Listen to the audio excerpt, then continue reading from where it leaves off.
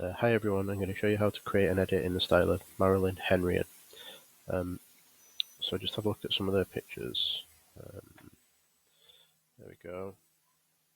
They're really complex, all to do with buildings, often uses black and white next to the same colours like oranges and reds or blues. All the buildings are quite close up, so they're not far away from the buildings. They took close-up pictures. Okay.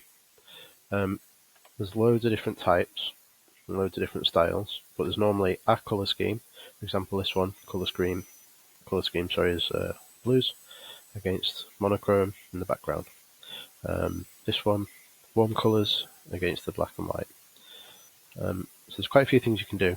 The first thing is to open your photographs in Photoshop in separate files. So I've got them all in separate tabs up here. Look really closely at the buildings that are all close up. I can't really see, apart from this one, some of the whole building. The pictures are really close up. Okay, and that's important. So not to make the edit too complicated, I wouldn't open more than 4 or 5 of your own pictures before you start editing. So I've got my 4 or 5 pictures, I've got 4. I'm going to go to File, New, and I'm going to make a blank document. I'm just going to make it, now I'm going to make it wide, so I want 1000 pixels, and I'm just going to do that by 600. You can change this size if you want a different size, but I want a horizontal one like that. And the next part is actually really simple. You choose your picture, you use this selection tool, rectangular marquee, and you click and drag, and you can make your selection as wide or as tall as you want. Control C, copy, Control V, okay. And then if you want to move that, you just press V on your keyboard, and that's going to be my first strip. So I'm going to go to my next one, press the rectangular marquee, I'm going to select the bit that I want, like that. I'm going to press Control C, Control V, V again on my keyboard so I can move it. I'm going to start putting these together. As I do this, I'm thinking about those colour schemes, okay? So I've got blue, then brown. So my next one I'm going to look for something that's blue. Now this bit's a little bit blue, so I'm going to select that bit. So I'm going to go like that. Control C, Control V. Now this one's really big. I don't think that looks good, so I'm going to make it smaller. Control T. Press Shift on your keyboard and drag it in from the top corner. Okay? So I'm pressing Shift on my keyboard and dragging it from the corner to keep it in perspective so it doesn't skew.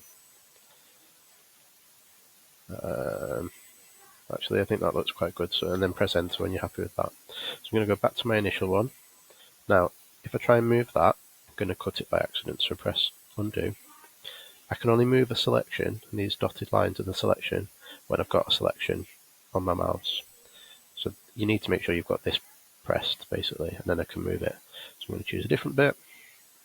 Control C. Back to here. Control V. Move that again. Move it down a little bit. And actually, I quite like this one. So to move it, I need that tool selected. You can just press M on your keyboard to move that one.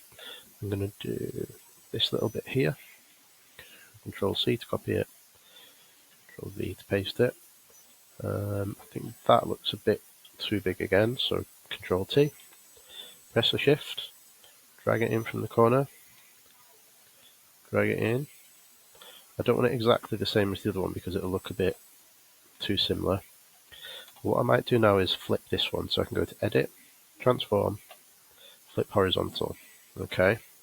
Now I think that might look a little bit more interesting. I think it's still a bit too big though, so I'm going to make it smaller. Like that. Okay. And then I want another blue one next to it, so I'm going to go back to this one. Press M on my keyboard to move it. Control C, copy. Control V, paste. So I've got quite a lot of blue, and then I'm going to go back to my reddy brown colours.